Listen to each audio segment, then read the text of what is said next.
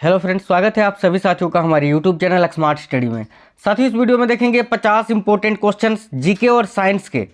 GK और science दोनों के ही क्वेश्चन है और सारे क्वेश्चन इंपॉर्टेंट और सिलेक्टेड है, तो अंत तक देखिएगा। एक भी क्वेश्चन को स्किप नहीं करना है। फटाफट से वीडियो को लाइक कर दीजिए, अपने सभी दोस्तों के साथ शेयर जरूर कर दीजिएगा और कोई भी साथी अगर नए हैं तो चैनल को जरूर सब्सक्राइब करके बेल आइकन को ऑन कर लीजिएगा। साथियों, चैनल के अंदर कई सारी प्लेलिस्ट बनी हुई है, चैनल के अंदर कई सारी वीडियोस मैंने अपलोड कर दी है। हजारों के कगार में आपको वीडियोस मिल जाएंगी। आप लोग सारे वीडियोस को जो है बारीकी से देख लेना। कोई भी ऐसा टॉपिक नहीं है, कोई भी ऐसा वीडियो क्वेश्चन नहीं है जो मैंने कराया नहीं है। आप लोग चैनल के अंदर जाना, सारा सब कुछ आपको मिल जाएगा। बस सारे क्लासेस को लाइक और शेयर करा करिएगा। देखिए, पहला क्वेश्चन आपकी स्क्रीन पर है कि दूध का सफ़ेद रंग किस कारण से होता है। पहला क्वेश्चन आपकी स्क्रीन पर देखिएगा, दूध का सफ़ेद रंग किस कारण से होता है। तो इस क्वेश्चन का सही उत्तर हो जाएगा केसिन के कारण, केसिन की उपस्थिति के कारण। ऑप्शन नंबर डी इस क्वेश्चन का सही उत्तर हो जाएगा। नेक्स्ट क्वेश्चन देखिए, इंसुलिन में क्या उपस्थित होता है। देखिए, इंसुलिन एक हार्मोन है जो हमारे अग्नाशय ग्रंथि से निकलती है और इसका प्रयोग होता है मधुमेह के उपचार में। मधुमेह यानी जिसको हम बोलते हैं डायबिटीज, जिसको शुगर की बीमारी होती है, उनके उपचार के लिए इंसुलिन दवा का प्रयोग किया जाता है। इसको कृत्रिम रूप से जो है बनाया जाता है ताकि जो है मधुमेह को ठीक किया जा सके। और इंसुलिन में क्या उपस्थित रहता है, तो देखिएगा करेक्ट आंसर क्या हो जाएगा, तो protein. Option number A correct answer हो जाएगा। आगे देखिए, पौधे के किस भाग से कपास के रेशे प्राप्त किया जाता है। इसके केवल दो ही ऑप्शन है और पौधे के किस भाग से कपास के रेशे प्राप्त किए जाते हैं, तो आंसर होगा बीजों से। ऑप्शन नंबर ए सही उत्तर हो जाएगा। आप लोग सभी साथी वीडियो को लाइक करते चलिएगा। देखिए, पानी से भरी बाल्टी की गहराई कम दिखती है, इसका कारण क्या है। तो पानी से भरी बाल्टी की गहराई कम दिखाई देने का कारण क्या है।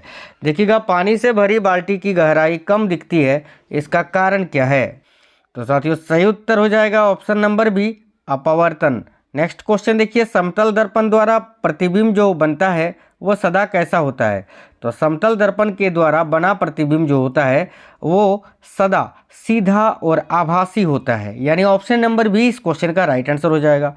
कालाजार से शरीर का कौन सा भाग प्रभावित होता है।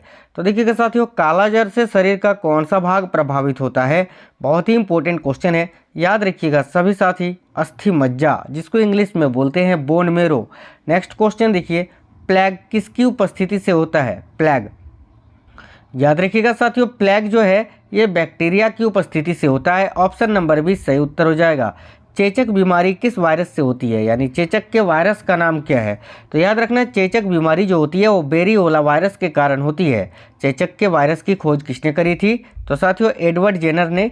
ये भी आप लोग याद रखना, एडवर्ड जेनर ने। वेरिओला वायरस, ऑप्शन नंबर सी सही उत्तर हो जाएगा। मेंढक का वैज्ञानिक नाम क्या है। मेंढक का वैज्ञानिक नाम, तो देखिएगा मेंढक का वैज्ञानिक नाम है राना टिग्रिना। ऑप्शन नंबर ए इस क्वेश्चन का सही उत्तर होगा। आगे देखेंगे, मनुष्य में कितनी जोड़ी कपाल तंत्रिका पाई जाती हैं।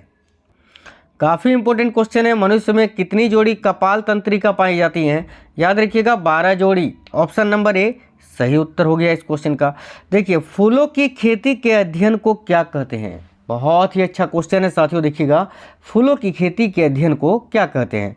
तो देखिए, फूलों की खेती के अध्ययन को, बहुत ही इंपॉर्टेंट क्वेश्चन है, याद रखिएगा सभी साथी, floriculture. Option number C correct होगा। पोमोलॉजी में फलों का अध्ययन होता है ना, option number C correct answer हो जाएगा। सिल्वीकल्चर वनों का, फ्लोरिकल्चर इस क्वेश्चन का करेक्ट आंसर हो जाएगा। Option number C. आगे देखेंगे, निम्न में से कौन एक उड़ने वाली छिपकली है, यानी इनमें से कौन सा एक छिपकली है जो उड़ने वाली छिपकली है। बहुत ही इंपॉर्टेंट क्वेश्चन है। देखिएगा, इस क्वेश्चन का करेक्ट आंसर हो जाएगा option number B, Draco. Next question, निम्न में से कौन सा आहार मानव शरीर में नए उत्तकों की वृद्धि के लिए पोषक तत्व प्रदान करता है। तो साथियों, इनमें से कौन सा आहार है जो मानव शरीर में नए उत्तकों की वृद्धि के लिए पोषक तत्व प्रदान करता है। याद रखिएगा पनीर। ऑप्शन नंबर ए सही उत्तर हो गया। किस प्रकार के उत्तक शरीर के सुरक्षा कवच का कार्य करते हैं। याद रखिए ऑप्शन नंबर ए, एपिथेलियम उत्तक जो होते हैं वो साथियों शरीर के सुरक्षा कवच के रूप में कार्य करते हैं। नेक्स्ट क्वेश्चन, मानव शरीर में सबसे अधिक मात्रा में कौन सा तत्व पाया जाता है। मानव शरीर में सबसे अधिक मात्रा में कौन सा तत्व पाया जाता है। सही उत्तर हो जाएगा ऑक्सीजन। नेक्स्ट क्वेश्चन, राष्ट्रपति का अध्यादेश कितने समय के लिए लागू रहता है? राष्ट्रपति जो अध्यादेश जारी करता है वो कितने समय के लिए लागू रहता है? काफ़ी इंपॉर्टेंट क्वेश्चन है साथियों, याद रखिएगा 6 माह के लिए, 6 महीने के लिए। नेक्स्ट क्वेश्चन, पश्चिमी घाट को अन्य किस नाम से जाना जाता है? देखिएगा पश्चिमी घाट को अन्य किस नाम से जाना जाता है? तो सह्याद्री पर्वत श्रृंखला के नाम से। नेक्स्ट क्वेश्चन, टेस्ट मैचों में भारत की ओर से पहला शतक किसने लगाया था? तो टेस्ट मैचों में भारत की ओर से पहला शतक किसने लगाया था? याद रखिएगा लाला अमरनाथ ने। आगे देखेंगे, लाल मिट्टी का रंग लाल क्यों होता है? लाल मिट्टी का रंग लाल क्यों होता है? बहुत इंपॉर्टेंट क्वेश्चन है, याद रखिएगा साथियों, लाल मिट्टी में लौह ऑक्साइड की उपस्थिति होती है। किसकी? लौह ऑक्साइड की, इसीलिए लाल मिट्टी का रंग लाल होता है। ऑप्शन नंबर ए करेक्ट हो जाएगा। भारत में कौन सी जलवायु पाई जाती है? बहुत इंपॉर्टेंट क्वेश्चन, देखिए भारत में कौन सी जलवायु पाई जाती है? तो याद रखिएगा ऑप्शन नंबर ए सही उत्तर हो जाएगा, उष्ण कटिबंधीय मानसूनी जलवायु। नेक्स्ट क्वेश्चन, लोकसभा की बैठक आयोजित करने के लिए अपेक्षित गणपूर्ति कोरम क्या है? तो देखिए लोकसभा की बैठक आयोजित करने के लिए अपेक्षित गणपूर्ति कोरम क्या है? तो याद रखिएगा 1/10, 1/10 है ना, याद रखना सभी साथी, 1/10। ऑप्शन नंबर डी करेक्ट हो जाएगा। आगे देखेंगे, समुद्री जल से शुद्ध जल किस प्रक्रिया के द्वारा प्राप्त किया जा सकता है? तो समुद्र के जल से शुद्ध जल किस प्रक्रिया के द्वारा प्राप्त किया जा सकता है? तो आसवन के द्वारा। Option number C right answer हो गया। अंडमान को निकोबार से कौन सी जल संधि अलग करती है? देखिएगा अंडमान को निकोबार से कौन सी जल संधि अलग करती है? तो 10 degree channel. Option number A correct answer हो गया। सबसे बड़ी coral reef great barrier reef ये कहाँ पर स्थित है?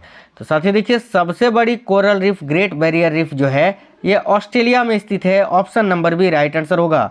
Next question, land of the golden pagoda किसे कहा जाता है? Land of the golden pagoda ये किसे कहा जाता है? बहुत इंपॉर्टेंट क्वेश्चन, तो याद रखिएगा साथियों, land of the golden pagoda किसे कहा जाता है? तो म्यांमार को। नेक्स्ट क्वेश्चन देखिए, पंडित रविशंकर का संबंध किस वाद्य यंत्र से है? पंडित रविशंकर का संबंध किस वाद्य यंत्र से है? बहुत ही इंपॉर्टेंट क्वेश्चन है, ये भी देखिएगा। तो साथियों करेक्ट आंसर हो जाएगा सितार से। Option number A sitar correct answer हो गया। एनसीईआरटी की स्थापना कब हुई थी? एनसीईआरटी की स्थापना कब हुई थी? बहुत ही अच्छा क्वेश्चन है साथियों, ये भी देखिएगा, एनसीईआरटी की स्थापना कब हुई थी?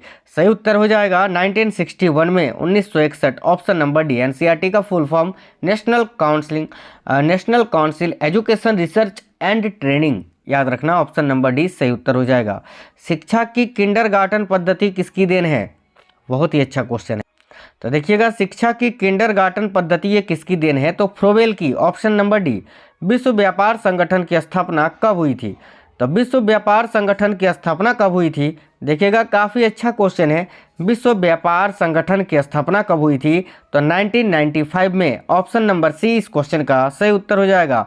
आगे देखेंगे, आधुनिक ओलंपिक खेलों की शुरुआत कब और कहां से हुई थी? तो साथियों आधुनिक ओलंपिक खेलों की शुरुआत हुई थी 1896 से, और कहां से? तो Athens. Option number A correct answer हो जाएगा। आगे देखेंगे, तुलसीदास कृत रामचरित्र मानस हिंदी भाषा की किस बोली में लिखी गई है? बहुत ही अच्छा क्वेश्चन है, देखिएगा सही उत्तर हो जाएगा अवधी भाषा में। देखो तुलसीदास कृत जो है रामचरितमानस के लेखक कौन है? तुलसीदास। तो ये हिंदी भाषा की किस बोली में लिखी गई है? तो अवधी बोली में, याद रखना। आगे, राज्यसभा के सदस्यों का चुनाव कितनी अवधि के लिए किया जाता है? राज्यसभा के सदस्यों का चुनाव जो है वो कितनी अवधि के लिए किया जाता है? बहुत ही इंपॉर्टेंट क्वेश्चन है, देखिएगा राज्यसभा के सदस्यों का चुनाव कितनी अवधि के लिए किया जाता है? तो जरूर याद रखना है सभी साथियों को, 6 वर्ष की अवधि के लिए। हिंदी भाषा का पहला समाचार पत्र कौन सा था? हिंदी भाषा का पहला समाचार पत्र कौन सा था? तो साथियों याद रखना Udant Martand. Option number A correct answer हो जाएगा। आगे देखेंगे, भारत ने किस खेल में, ओलंपिक खेलों में 8 बार स्वर्ण पदक जीता है? बहुत ही इंपॉर्टेंट क्वेश्चन है, याद रखिएगा हॉकी में, जो भारत का राष्ट्रीय खेल है। मानव शरीर के किस अंग के द्वारा यूरिया को रक्त से फिल्टर किया जाता है?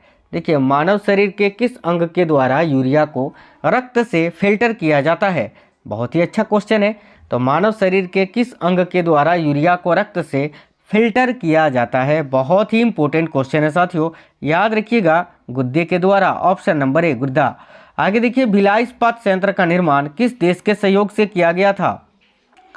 तो साथियों, भिलाई इस्पात संयंत्र का निर्माण किस देश के सहयोग से किया गया था? याद रखिएगा, रूस के सहयोग से। ऑप्शन नंबर सी सही उत्तर हो जाएगा।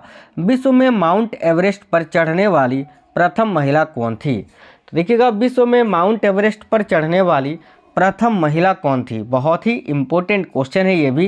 तो देखिएगा, जापान की Junko Tabei. Option number B correct answer होगा। आगे देखिए, उत्तरी ध्रुव में भारत के अनुसंधान केंद्र का नाम क्या है? देखिएगा, उत्तरी ध्रुव में भारत के अनुसंधान केंद्र का नाम क्या है?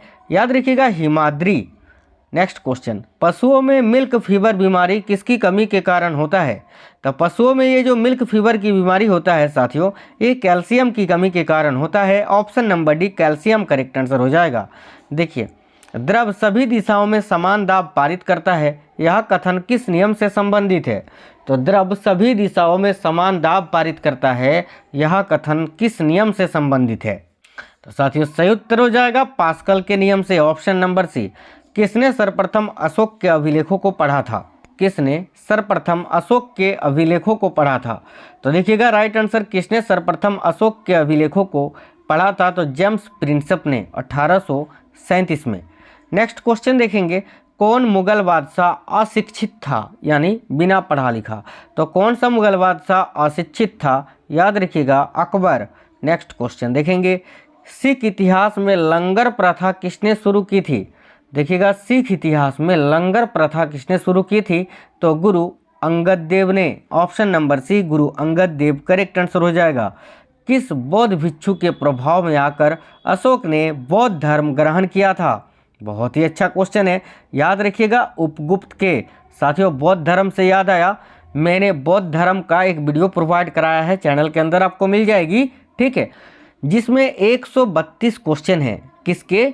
132 मल्टीपल चॉइस क्वेश्चन बौद्ध धर्म के। उस वीडियो को देख लीजिएगा तो बौद्ध धर्म का आप निचोड़ जो है, बौद्ध धर्म आपके पूरे नस नस में उतर जाएगा। तो जिन्होंने नहीं देखा है, आप लोग देख लेना सभी साथी जाकर उस वीडियो को, ठीक है। चलिए आगे देखेंगे, दक्षेश का मुख्यालय कहाँ स्थित है? दक्षेश का मुख्यालय साथियों काठमांडू में स्थित है, नेपाल की राजधानी काठमांडू में। आगे देखेंगे, दक्षेश में कितने देश सदस्य हैं? तो देखिएगा, दक्षेश में कुल 8 सदस्य देश हैं, और 8 सदस्य देश कौन कौन से हैं मैं आपको बता देता हूं, देख लीजिए। वो 8 सदस्य देशों में से हमारा एक भारत भी है, अपना नेपाल भी है, बांग्लादेश भी है, श्रीलंका, मालदीव, भूटान, पाकिस्तान और अफगानिस्तान। ये सारे के सारे एशियन कंट्रीज हैं, है ना, एशियाई देश हैं। आगे देखेंगे, मुगल सम्राट अकबर का जन्म कहाँ हुआ था? तो देखिएगा, मुगल सम्राट अकबर का जन्म कहाँ हुआ था? अमरकोट के दुर्ग में। ऑप्शन नंबर सी सही उत्तर हो जाएगा। आगे, वर्ष 2018 का फुटबॉल विश्व कप किस देश में आयोजित हुआ था? तो साथियों, वर्ष 2018 का फुटबॉल विश्व कप जो है वो किस देश में आयोजित हुआ था? बहुत ही इंपॉर्टेंट क्वेश्चन है, याद रखना, रूस में। सबसे लंबा राष्ट्रीय राजमार्ग कौन सा है? देखिएगा, सबसे लंबा राष्ट्रीय राजमार्ग कौन सा है? तो बहुत ही इंपॉर्टेंट क्वेश्चन है साथियों, NH44। Option number A correct answer हो जाएगा। NH7 का नाम बदलकर NH44 कर दिया गया है नया अभी, जो श्रीनगर से कन्याकुमारी तक है। आगे देखेंगे, अंतिम क्वेश्चन इस क्लास का, RBI के नए नियमों के अनुसार चेक और बैंक ड्राफ्ट की वैधता कितने समय तक होती है? याद रखिएगा, 3 महीने तक। Option number B correct answer हो जाएगा। साथियों, 50 क्वेश्चन थे, सारे के सारे सिलेक्टेड और इंपॉर्टेंट क्वेश्चन थे विज्ञान और जीके के। आपको ये वीडियो कैसा लगा है कमेंट बॉक्स में कमेंट करके बता दीजिए। सभी साथी लाइक कर दीजिएगा, शेयर कर दीजिएगा। मिलेंगे अगली वीडियो में, तब तक स्वस्थ रहें। जय हिंद साथियों, वंदे मातरम।